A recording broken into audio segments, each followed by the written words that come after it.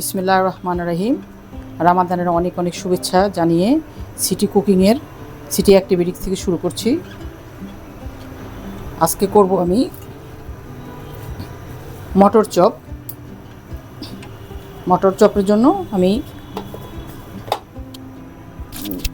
আলুটাকে বয়েল করে নিয়েছি, মটরশুঁটিটাও আমি বয়েল করে নিয়েছি। খুব সিম্পল, এখন যেহেতু পর্যাপ্ত পরিমাণে মটর পাওয়া যাচ্ছে আপনারা ট্রাই করতে পারেন। বিসমিল্লাহ পড়ে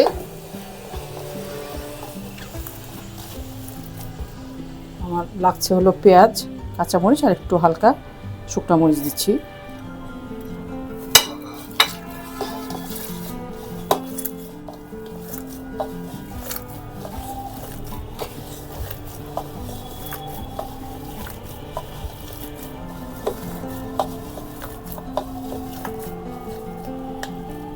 দিয়ে দিচ্ছি আমার বয়েল করা মটরশুঁটি, পরিমাণ মতো বেশি হলে আবার বের হয়ে যাবে। আবার মটর চপ বানানোর সময় সাবধান, এটা অনেক সময় তেলে দিলে পরে ছিটে আসে, সেই জিনিসটা খেয়াল করব।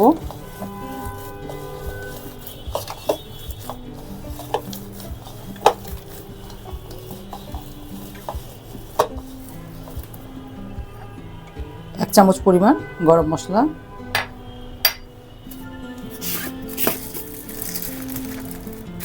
এক চামচ পরিমাণ কর্নফ্লাওয়ার দিয়ে দিচ্ছি, এটা ছিটে ফিটে বের হয়ে না হয়।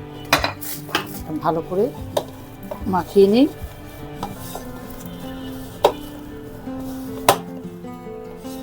তো চাইলে এতে ডিমও দিতে পারেন।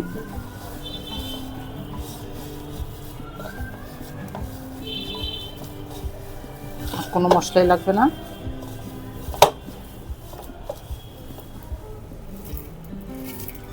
এক চিমটি পরিমাণ বেরেস্তা দিয়ে দিলাম, চমৎকার একটা ফ্লেভার আসবে।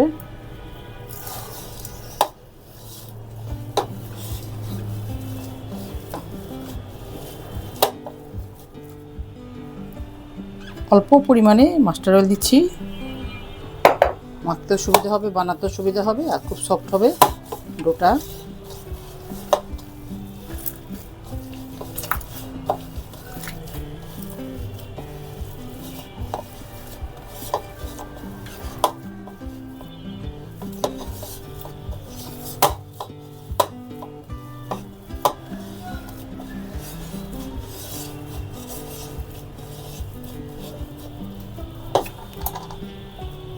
এটা এখন চপ বানানোর জন্য টোটালি রেডি।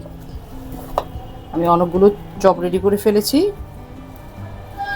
খুব সহজ পদ্ধতি, আমাদের একটু সবজিও খাওয়া হবে।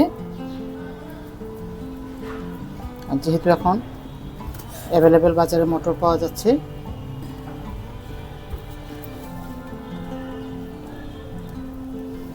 আমরা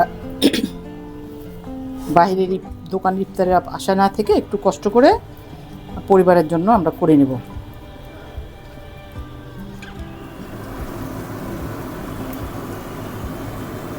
বন্ধুরা, এখন আমি দিয়ে দিচ্ছি আমার মটর চপ।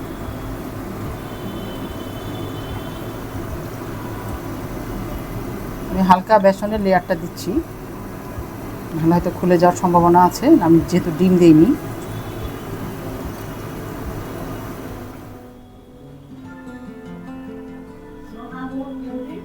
বন্ধুরা, এ হলো আমার আলুর চপ।